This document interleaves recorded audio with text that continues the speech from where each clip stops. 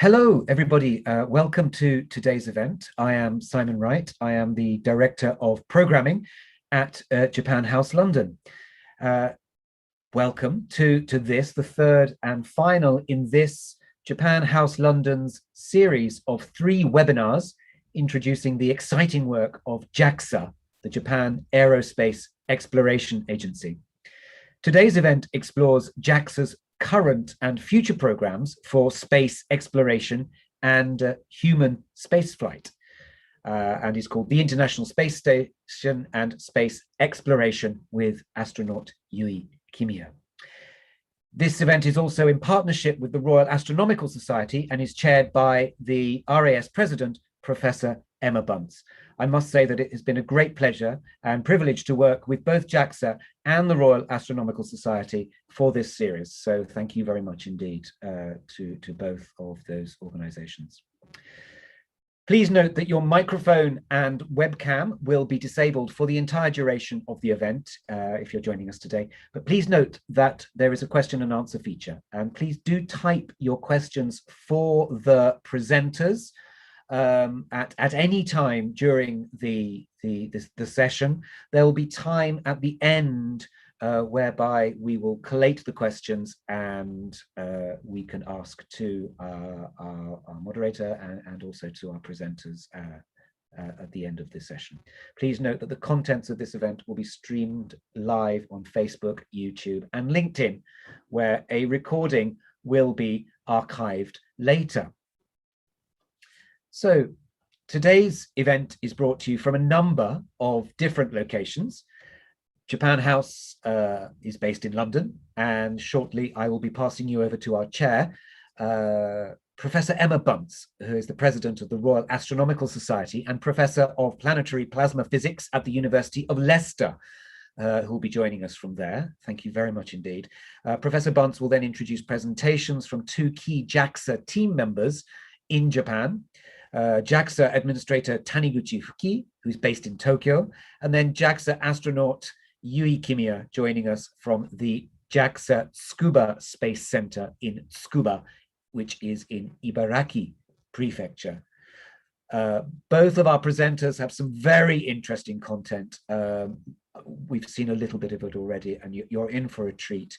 Each presentation will be followed by some comments from Professor Bunce, after which we will be able to answer some of the questions from all of you in the question and answer.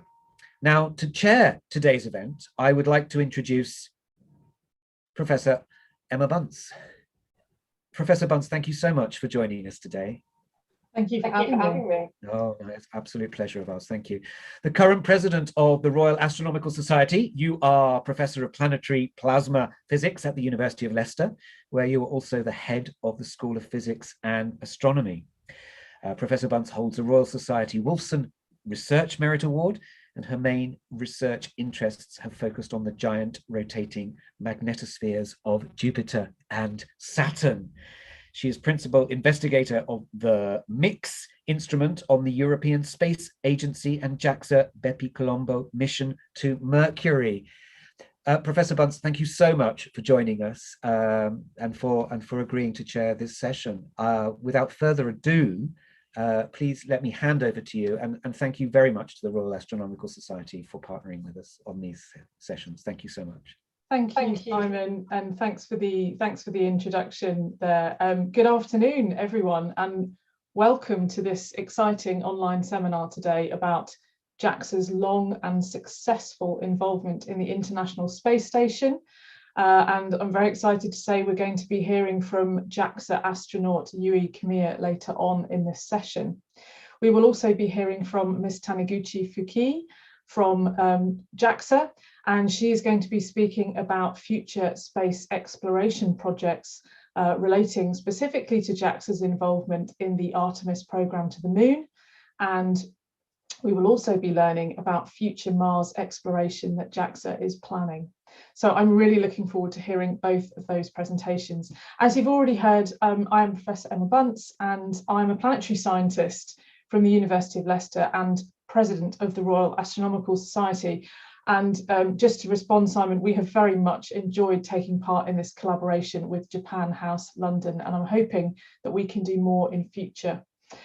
You've also heard that I am the principal investigator on a science instrument, which is part of the joint ESA-JAXA Bepi-Colombo mission to Mercury, currently on its way to the planet closest to the sun. So having worked closely with JAXA colleagues on that project, it really is an honour for me to introduce this event today.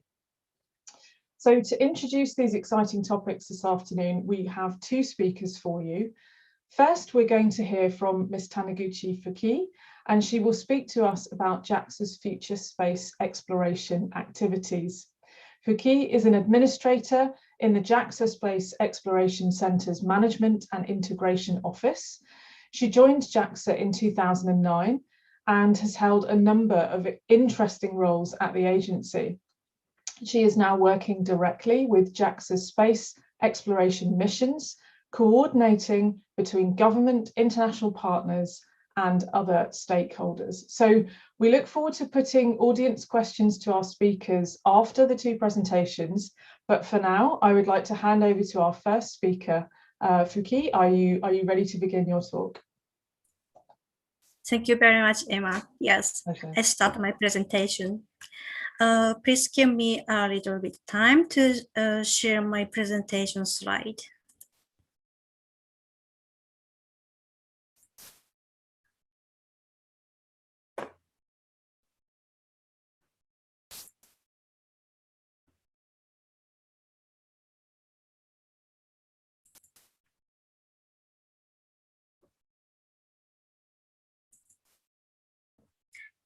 Emma, is it okay?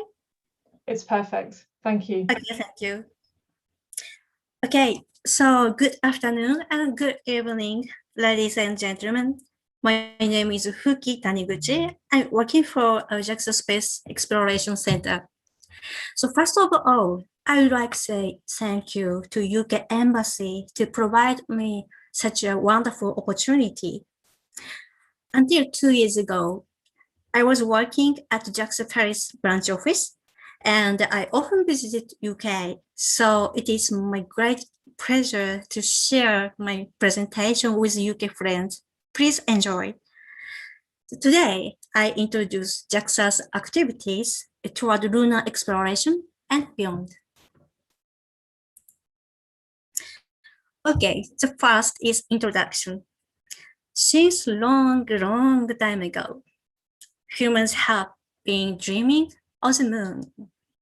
In Japan, we have the fairy tales about Moon Princess. It was written more than 1,000 years ago, so it's very famous tale of fairy. And also, we say that, hey, rabbits are living on the lunar surface and making and cooking sweets. It's very funny and pretty story. And about 50 years ago, humans finally had the first step on the moon and made it real to land on the lunar surface. This mission is, as you know, Apollo mission of USA. And now, Japan participates in Artemis program, led by USA. Yes, Artemis is a goddess of the moon, and Apollo and Artemis are twin in Greek mythology. We aim to explore the moon and establish a sustainable exploration environment on the lunar surface. Okay then, so what is Artemis program? In March 2019, United States issued that Artemis program aiming to send astronauts on the moon. On the moon by 2024. And also crew mission on Mars is targeted in 2030s based on the technology acquired through the sustainable activity on the lunar surface. Corresponding to this proposal and mission, Japanese government decided to join the Artemis program in 2019. And last year, in summer, the ministry in charge of science and technology, we call it MEXT and NASA, had a joint exploration declaration. And after 3 months of that, 8 countries, including the UK and Japan, had a signature to the Artemis Accord. And we just finalized an agreement to collaborate on the gateway with NASA in December 2020. So I think the international space exploration contribute to acquire new knowledge and expand human activity field. For this, JAXA plans to use all technology and knowledge we gained until now. So we have abundant heritage both on robotics and human space activities through our science missions and the International Space Station program, the ISS program. These experiences are the foundation for the future exploration. Astronaut Yui, he will later present his ISS mission experience. The technologies for the ISS will certainly be used for the Artemis program as well. The ISS is the best platform and opportunity for demonstration of technologies. And it makes our technology sustainable, continuous, and expansive. This is a very important point, I think. And this chart shows JAXA's lunar exploration roadmap. Every 10 years, we plan to develop or establish additional technologies. The first, basic technology development, such as life support system and transportation. The second technologies development will be manned system. Next comes the infrastructure construction for sustainable exploration. And finally, private company will lead the lunar base construction. Okay, then let's move to the topic of the gateway. I think so many people know the name of gateway, but please let me explain and introduce the gateway. The gateway is a cislunar platform. The gateway plays a very important role for lunar surface exploration in Artemis program. During its assembly phase, the gateway will house up to 4 membership who will conduct about 30 days mission or something like that. The structure will be about 1/6 size of the ISS, so it's much smaller than the ISS. As a contribution to the gateway, Japan aims to provide technique acquired through the International Space Station activities. For example, we have two H2 transfer vehicle, we call it HTV. It's transported equipment, water, experiment tool, and so on to the ISS. And now we developed the updated HTVX. In addition, we already have the habitation technology. For example, environmental control and life support systems, and these are very essential technology for the gateway. Okay, so let's move to the sustainable lunar exploration activities. JAXA is planning robotics mission on the lunar surface. One is here, SLIM, or Smart Lander for investigating the moon, which aim to demonstrate the high precision landing technology. The following SLIM we are planning a lunar polar exploration mission to investigate the presence, quantity, and quality of water in the lunar polar region, as well as to demonstrate the surface exploration technology. This is being proposed as a collaboration mission with Indian Space Research Organization, ISRO. And also, JAXA is preparing for the future exploration with industry. The first, JAXA is preparing for the future crew surface exploration. About this, JAXA has a partnership with Toyota company. Maybe you know the Toyota is a very famous company in Japan, and they are famous for the cars. We have the joint study of a crew pressured rover. This is one of our activities that strives towards sustainable and full-scale lunar exploration and utilization. Another examples of the industrial partnership is shown in this chart.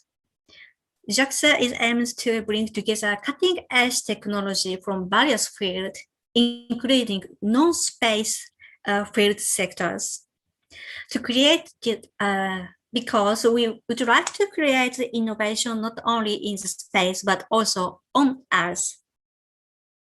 The example of the project are lunar automated construction here and lunar agri-plant, like that. Okay, then does JAXA think only about the moon exploration? Of course not. We also target the exploration beyond the moon, indeed, Mars mission. JAXA is planning the multi-moon exploration mission using the technology developed by Hayabusa and lunar exploration. It will be future bad. The multi-moon has the possibility to remain the original content of Mars if this moon was separated from the Mars.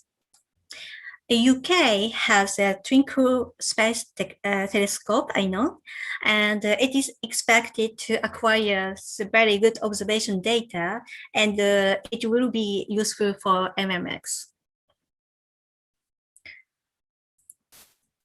Okay, this is my presentation. As I said before, for the space exploration, international cooperation is a key and the most important thing I think. So I'm very looking forward to working together with you. Thank you for your attention.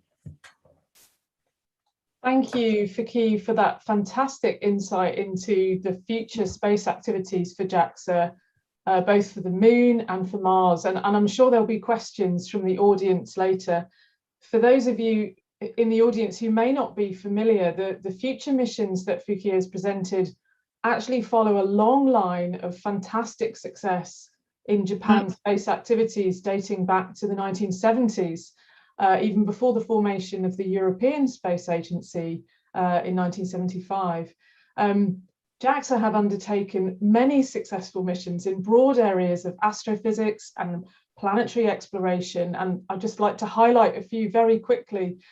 We've seen amazing science results from missions such as Hinode, studying the sun, the nearly 30-year mission, which is GeoTail, studying the Earth's space environment, which was actually my first experience of working on JAXA mission data when I was a summer internship, when I was doing a summer internship as an undergraduate. Wow. We have also Hisaki, which is the world's first space telescope dedicated to the observation of planets. And of course, to mention again the amazing success of first Hayabusa in 2010, which successfully brought back the first pristine samples from an asteroid to the Earth. And then, of course, we saw the exciting return of samples from Hayabusa 2 in 2020. So Japan and JAXA are truly leading the way in this and other areas of planetary exploration. So it's not surprising to see the ambitious plans and involvement in the future exploration programs that we've heard about today. from your talk, Fuki, we can also clearly see the importance of international collaboration. Yeah, You've exactly. discussed this in terms of facilitating long-term exploration of the moon and using it as a gateway to deep space missions. And another fantastic example that we mentioned earlier is the joint ESA-JAXA Bepi-Colombo mission, the first two spacecraft mission to another planet, working together in cooperation to enhance the science return from Mercury. And the benefit of that cooperation means that the return, in this case from Bepi, is significantly greater than the sum of the two parts. And it's clear that this will be true for the lunar exploration that you have been discussing. So SLIM, the Smart Lunar Lander, and MMX, the Mars missions, are again demonstrating JAXA continues to be at the forefront of these exciting activities of global interest. So it's often stated that a benefit of these programs is the general acceleration of technology for future exploration of planets.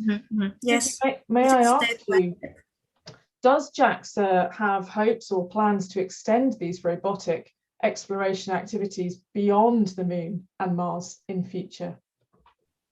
Well, at this time, we do not have a definite plan for sample return mission after MMX, but little by little, we start studying about the exploration of Jupiter and Saturn. But we already have some missions. For example, the Bepi-Colombo you mentioned is currently in operation. And after the MMX, we're now studying about the ice map. It's also the Martin exploration mission. And Destiny Plus for the asteroid understanding, and JUICE for Jupiter. So I think we will be able to develop a firm foundation for future exploration because, as I said, exploration is step by step. We need the foundation of technology and knowledge. So this science mission absolutely is the base of future exploration. That's perfect. Thank you so much. So much to look forward to as well. Thank you for that wonderful presentation. Our next speaker, moving swiftly on, is astronaut Yui Kimiya, who will speak to us about his incredible experiences as a JAXA astronaut. Kimiya was selected to be an astronaut candidate by JAXA in February 2009, and he then participated in about 2 years of astronaut candidate training at NASA. He was certified as an ISS astronaut in July 2011, and in October 2012, he was assigned as a crew member for the ISS Expedition 44-45 mission, which we're going to hear more about today. Kimiya is now head of the JAXA astronaut group. So I'm now going to hand straight over to you now, Kimiya. I can't keep the audience waiting anymore. Are you ready to begin your presentation? Okay, thank you very much for your introduction. Yes, I'm ready. Oh, by the way, thank you very much for this invitation. Actually, it's a great honor for me to speak to everybody about my experience. So just a moment, I'm going to share my slides. Can you see my slides? It's perfect, thank you. Okay, thank you. So I was a member of Expedition 44 and 45 in 2015.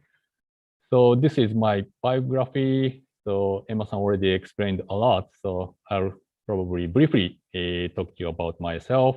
I was a member of Japan Air Self-Defense Force, and I was a test pilot and also fighter pilot. And I became an astronaut candidate after 21 years of service, Air Force service, and became a JAXA astronaut. And I'd like to mention in 2012, participated in Nemo 16 in Florida. We actually lived under the water in Florida with Tim Peake here. This is the photo during that time. I actually really enjoyed working with him. He's so capable, and he has really nice, good sense of humor. So I love that. And he flew to space shortly after my mission. So actually we trained together. So I know he's so capable, really capable. And I know Tim Peake is a rock star in UK. And it's a great honor actually for me to train with him. First of all, I'd like to explain what is the ISS program. ISS program is an international project involving 5 space agencies and 15 partner countries. So of course, UK is one of them and really important partner. And do you know how big the ISS is, and have you ever seen ISS before? This is really actually big. The size is about the same size of like a football field, and habitable area is also same size as a jumbo jet. So actually people think that this is really small, but actually pretty spacious for 7 crew members. Currently on orbit, we have 7 crew members. So let me introduce our Japanese module named Kibo, which means hope. Kibo is the biggest module of the ISS, and it has multiple functions. We have a pressurized module for microgravity environment experiments and exposed facility for experiments which requires the space environment. This exposed facility can observe cosmic rays or expose various kinds of materials and investigate which one is more suitable in the space environment. This Kibo is actually Japanese module, but NASA has a NASA is able to use 49% of Kibo's resources for their use. In exchange for this, NASA provide us, JAXA, with electric power, cooling, and launch support for Japanese astronauts. So that is why soon our astronaut Akihiko Hoshide will be launched from Florida pretty soon, in few days. Yeah. And I'd like to explain what kind of experiments we are doing on the ISS. But it's actually impossible for me to explain everything because I was on orbit for 141 days. But during that time frame, we conducted more than 200 experiments. I'll explain a little bit, a few of them. So on your left down side, showing the releasing small satellites, we already released small satellites from the ISS, more than 250. The smallest satellites cost about 30,000 euro. So not so cheap, but of course might be affordable for personal. Some small group or even university have this kind of satellites. And also on your right, actually we developed a really tiny, small, cute robot, and we tested in order to support ISS crew. And actually we are opting up this, we used this kind of robots for the students to develop a program. And we did a contest which team actually developed the best program in order to control these kind of robots. Next, I'd like to introduce our cargo vehicle named Konotori, which means stork. This HTV, we call it HTV, but this vehicle can carry about 6 tons of cargo to ISS. We already launched 9 of them, and all were successful. And now we are developing a new one called HTVX, and we are, working really hard to launch this next HTVX next fiscal year. Japanese fiscal year starts in April, so might be maybe at most 2 years, but we are working really hard to develop this next generation HTVX. We can launch as soon as possible. And we can actually, the significance of HTVX is this HTVX can be upgraded to carry cargo to the gateway, so near lunar orbit. So we are hoping this new vehicle will be able to contribute to the next international program. I'd like to explain a little bit about how our body changed in zero gravity. I cannot explain everything, but my height when I was on orbit actually grew, increased, and I was actually 180 centimeters. That was my dream height. And I also lost my weight, and actually my waist measurement was much thinner than right now, because I think our organ shifts a little bit upper side. So I think at that time I was able to wear maybe my pants, maybe I was wearing 10 years ago.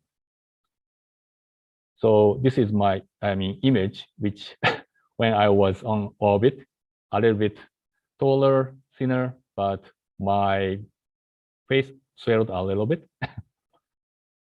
Unfortunately, this kind of change actually, I lost my these changes when I came back to the Earth. So now I'm a little bit shorter. So this is the work schedule, daily daily schedule in space. Our work time is about 8 hours, not much. But actually, we are really busy. We have really a lot of work, and this kind of schedule back to back. So we don't have any like a scheduled time for going restroom. So actually, you have to have really nice plan. You have to work a little bit ahead in order to go restroom actually. And we have workout time 2 hours every day in order to maintain our health. And we have a lot of time actually to sleep, because it is very important for us to keep our performance. In order to, we have to be really well rested in order to have really good performance on orbit. When we had a time, actually free time, I really enjoyed taking pictures from space. I'd like to introduce a little bit more right now. As you can see, this is actually UK, and this is London. And on the sky, we can see planet Venus. It's so beautiful. And this is also UK. And sometimes if conditions are perfect, we can see UK and also aurora at the same time. And I personally think the figure of the UK looks like one lion, or maybe like a unicorn. This is maybe eye, mouth, just like maybe a flag of England. And this is a picture of London, which I took from space. And on your left side is maybe, north side of the London. It's really, significance of the London is this curvature of the river. And I think this is Hyde Park, so bright and so beautiful. If you lived in London in 2015, when I was on orbit, probably one of the lights is maybe you. This is the picture of Japan. I was so surprised to see Japan actually from space. This picture was taken during the autumn, and I was able to see autumn color changes of the trees, leaves. So north side and also top of the mountain was kind of red, and other area was green. This is a picture of Tokyo, and Tokyo, we have really nice public transportation system, so we can recognize where is the stations, each station located. So I'd like to use a video to introduce my mission. So just a moment, please.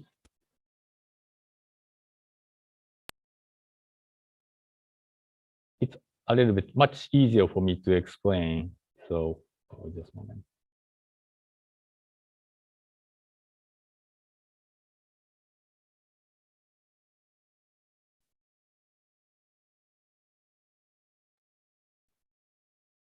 So can you see my video? Okay. Yes, we can see. Okay. It's really interesting to see I'm moving upside down, but in zero gravity, there are no up or down. So that is normal. And it's actually, I mean, zero gravity is really present, but it's really hard to control things. So you have to use tapes or maybe Velcro to keep this microphone or maybe equipment, or you'll lose it. And it's really hard to find things if you lose it on orbit, because you have to find three-dimensionally. We are conducting various kinds of experiments. This is melting materials, and actually we'll be able to research the, we can develop new material, or we can research how these kind of new material reacts on orbit. This is an experiment to develop new medicine. On orbit, we can develop really clean crystal, and we can do the analysis by using X-ray on the ground, and will provide this kind of result to other people. I mean, all researchers all over the world. This is Marangoni convection experiments.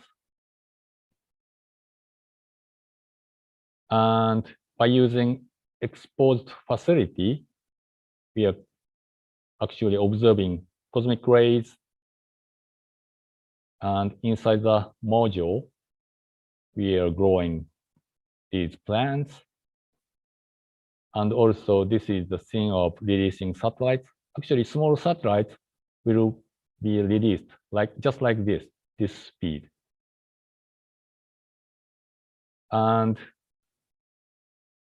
the cost for developing these kind of satellites are reasonable. So a lot of countries and also universities are interested in developing these kind of small satellites. This is the airlock in order to put things outside the space. And by using these robotics arms, we'll put these materials, actually experiments device, to the exposed facilities. This is a video of daily life in space, ISS. I'm doing the bicycling, but because of the zero gravity, there are no saddle. In order to do the weight training, we cannot use barbell or weight. So we need to use special machines like this. Because of this, I was actually trained, and my muscle actually became much stronger than it used to be, actually. We can see very beautiful Earth from the window. And every Saturday, we had to do the cleaning. So by using vacuum cleaner, just clean up the filters or sanitize the handrails. And when we had a chance, actually, we cut our hair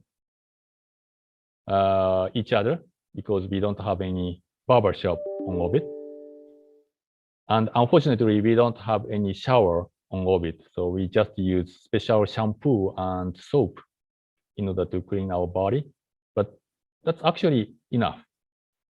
in order to do business, because of the zero gravity, actually we are using vacuum force in order to do this.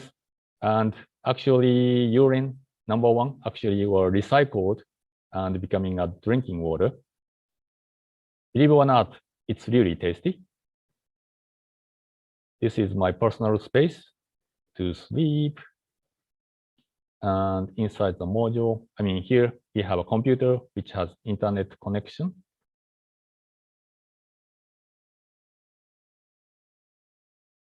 And eating food is always fun. Drinking soup, eating soup with fork.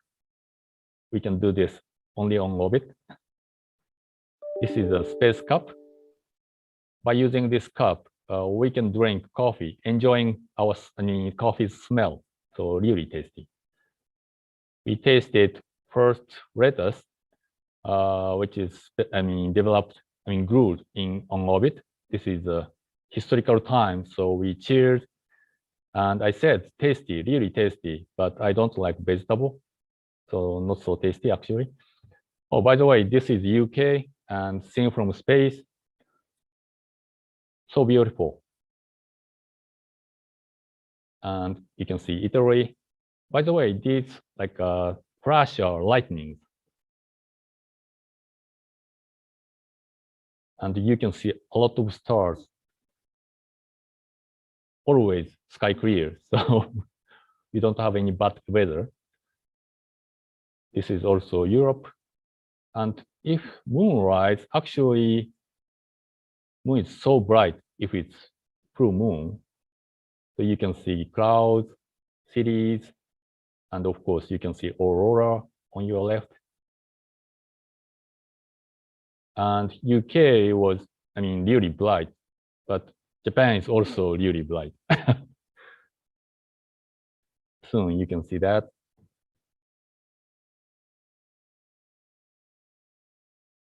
Yeah, this is Japan. And soon we'll see sunrise. Sunrise is one of the most beautiful moments actually on orbit, you can see. I really hope everybody can see this kind of beautiful scenery in the future. Okay, so go back to the slides. Just a moment.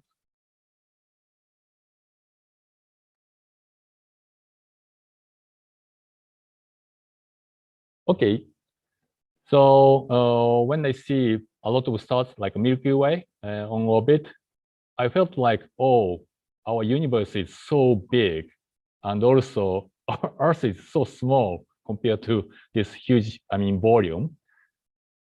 And I was really, surprised to see the Earth because, of course, this is beautiful, but I was really surprised to see the thin atmosphere between space and also surface of the ground.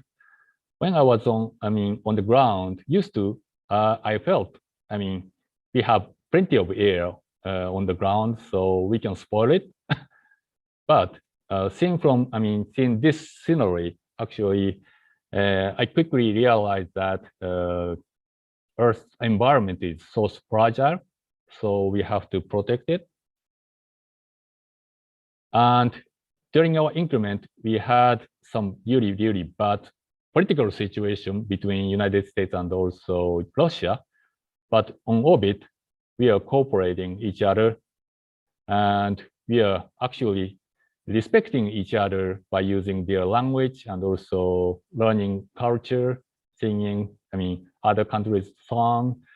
By developing this kind of culture in the ISS, International Space Station, actually, space program is proceeding much better than, because of this international cooperation, actually, ISS program is really successful in spite of some of the country's political issues. This is my favorite picture. You can see River of Nile, and also we can see Konotori, part of the ISS. As you know, in Cairo, in this picture, the people, maybe humankind 4,000 years ago developed a huge pyramid because their dream was developing pyramids.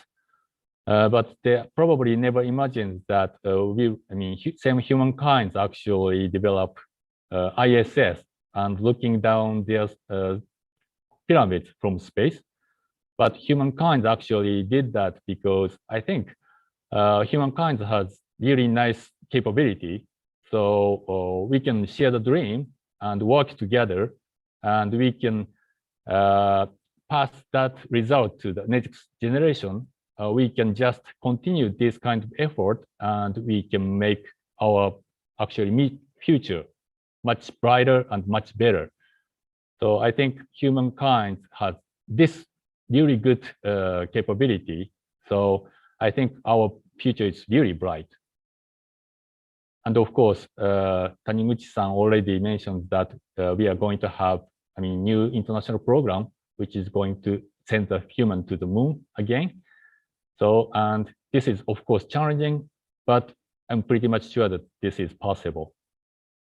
Thank you very much for your attention. Thank you, Kimiya, for that wonderful and inspiring presentation on your experience as an astronaut on the ISS. And it's just so wonderful to see the movies that you showed with the observations of the Earth. It must be incredible to see that view. I can't imagine. So in just a moment, we will take some questions from the audience, but if it's okay, I just wanted to briefly comment. Sure. And we touched on this after Fuki's presentation.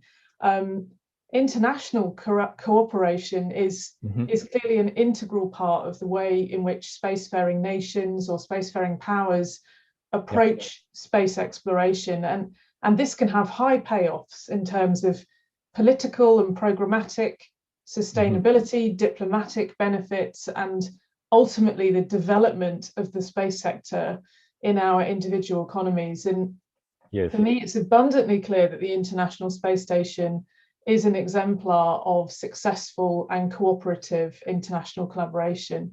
And I think it's that same collaborative vision that will make the Artemis program a success. And it's really inspiring to see this multinational effort moving forwards with pace, some 20 years after the first operations at the ISS, and obviously to hear about JAXA's involvement. And of course, I will mention that the UK Space Agency is also aligned with Artemis.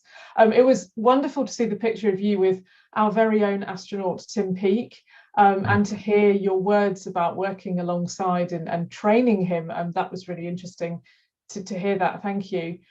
So for these future JAXA activities and global activities that we have heard about today, to be successful, including the hope to send astronauts back to the moon and possibly in the future onto Mars, it involves this combination of parallel robotic and human exploration to ensure that this vision is achievable. So if I may, Kimiya, can you comment on the importance of continued human exploration of space, and in particular involving the ongoing use of the International Space Station within that broader context? Yes.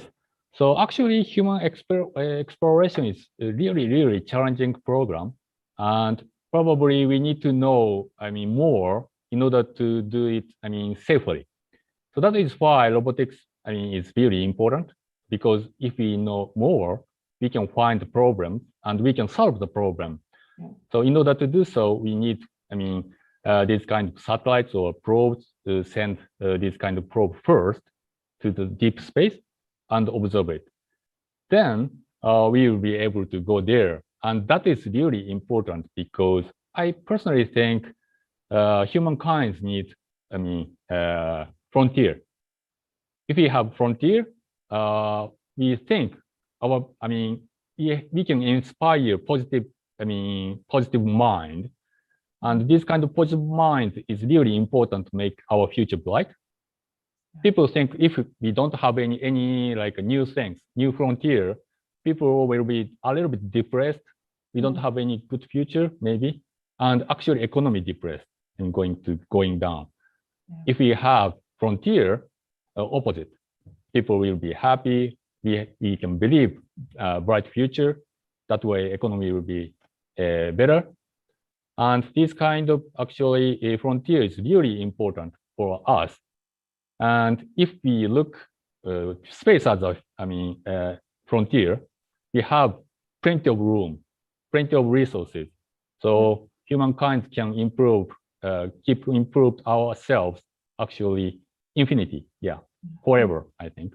So that is why we have to explore deep space. Thank you so much for those insights. It's really, as I say, really inspiring to hear from you.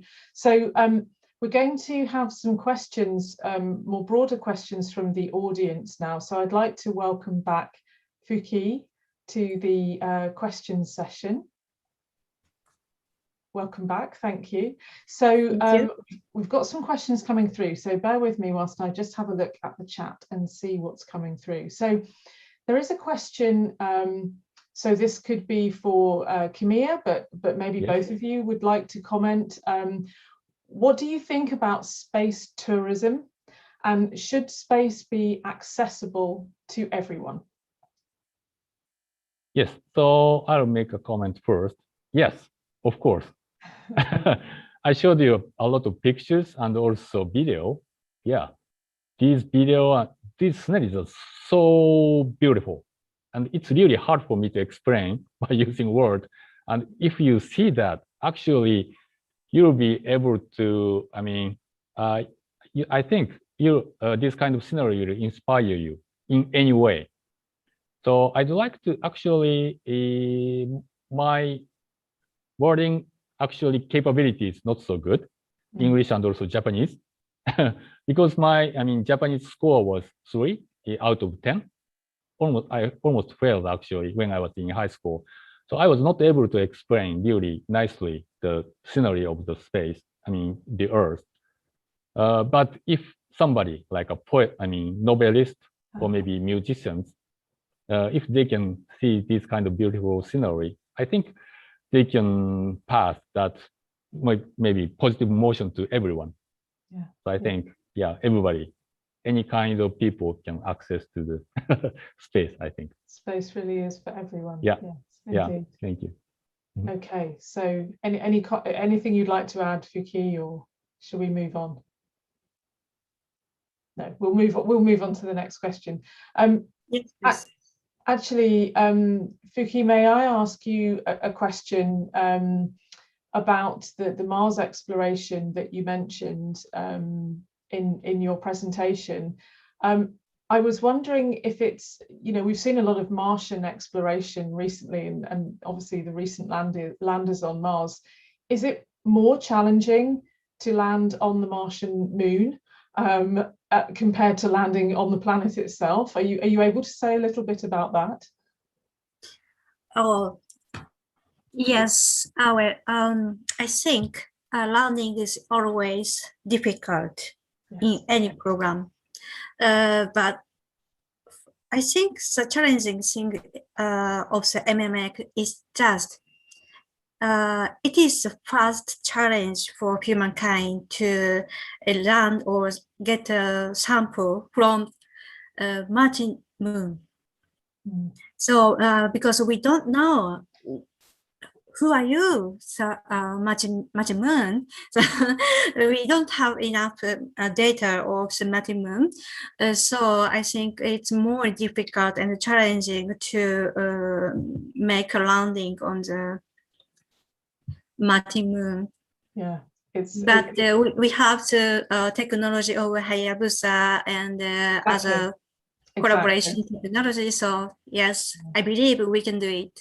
I believe you can do it too. It's very exciting, and I think that even though it's challenging and risky, the benefits of the samples that will come from the moon will make huge advances in the field. So it's very exciting. Okay, we have a couple more questions coming through. So again, this is for Kimiya. could you explain anything more about the plant experiments that you have done, and including the species that you may have looked at, and what the longer term possibilities are? You know, what do you learn from those experiments? Okay, actually, I grew rice in space. Of course, rice is really important for Japanese people.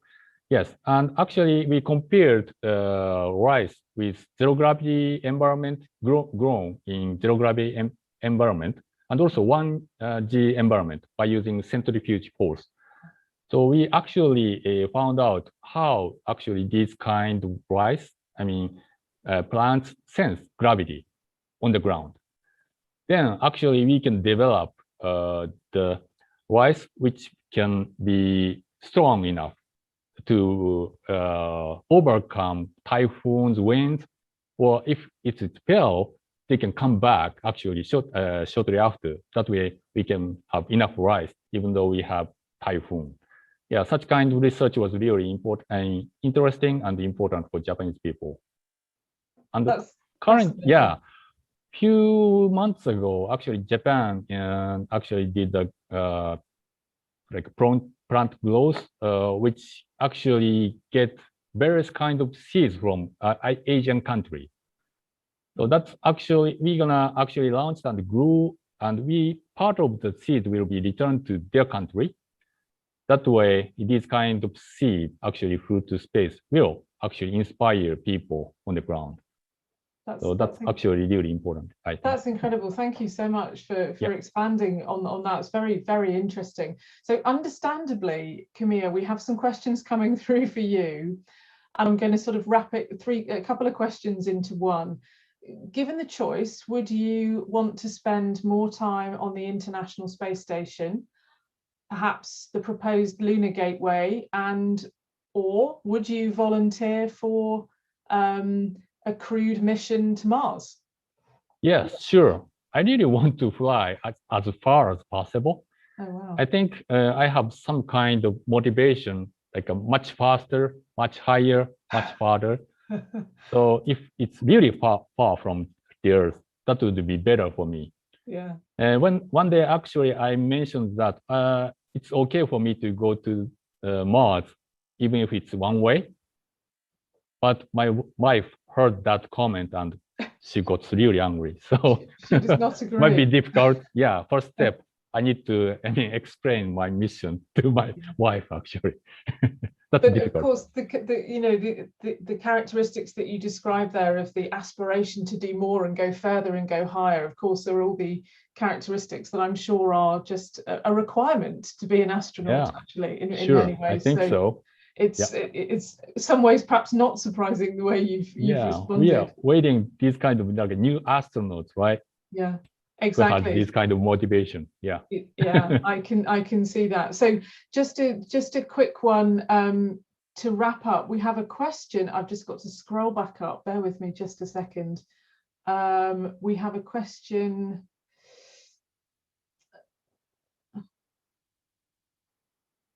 Oh, I've lost the question. There was a question about whether. Oh, here we go. Sorry. We've got a question from 5-year-old Elias, who asks, "Do you miss being on the International Space Station?" Yes, I really, But unfortunately, I'm a head of astronaut group right now, so I cannot go there. I need to take care of my astronauts, JAXA astronauts. Yes, hopefully, I'll be assigned again and go to the ISS or maybe lunar gate. Or maybe something beyond. Well, I'm a little bit old, maybe. I'm really hoping, I really want to go. But I believe I have a chance. So I take a lot of training. Keep training. It's fantastic. I look forward to following your future activities with thank you very much. Thank you. Okay, I think that's all the time we have for questions. Thank you so much. Thank you very much. All are really good questions. Thank you so much. Thank you very much to everybody. Yes, indeed, Professor Bunce. Unfortunately, we've come to the end of our time here. Thank you very much indeed for helping there. Everybody involved, thank you to astronaut Yui Kimiya and to Taniguchi Fuki from JAXA, from our friends in Japan. Thank you so much for helping us with that. Also, thank you so much, Professor Bunce and the Royal Astronomical Society for your support on this. It's been, I will say it again, a great privilege and pleasure to work with you in presenting this series. And I do hope and reiterate that maybe we can work together again in the future on this. There are lots of exciting things to know. Thank you very much, Yui-san, for your fantastic presentation and all your personal views of the UK. I looked out, I could see Japan House maybe flickering just near Hyde Park on your map of on your screen, your shot of London. So thank you so much for sharing that with us. And thank you, Taniguchi-san, for your presentation about the future movements of JAXA. Very, very interesting. Before we say goodbye, I just want to mention a couple of things we have coming up at Japan House London online and also physically now that we are coming out of lockdown. The next Japan House London Gallery exhibition will be Making Nuno, Japanese Textile Innovation from Sudo Reiko. The textile designer Sudo Reiko is renowned for pushing boundaries of textile production and championing new methods of sustainable manufacturing. This exhibition we hope to open on the 17th of May, of course, according to UK government guidelines. We also have a selection of online events and exhibitions. In fact, this is an online talk with Sudo Reiko herself, who will give a special insight into the creative processes and craftsmanship and techniques and materials that are woven into her wide range of innovative textiles. That will be on the 27th of April. We also have a Making Gogatsu Ningyo doll making demonstration and talk by Hara Hiroko from Tokyo. And this is, we approach Children's Day, Kodomo no Hi, on May the 5th. Please join us for this talk and demonstration on Tuesday, the 4th of May. We also have a virtual exhibition tour of our exhibition Architecture for Dogs, for example, where you can see the creations of world-class architects and designers such as Kuma Kengo and Ban Shigeru. Thank you very much once again to our friends at JAXA in Japan and also our friends at the Royal Astronomical Society. It's been wonderful to work with you.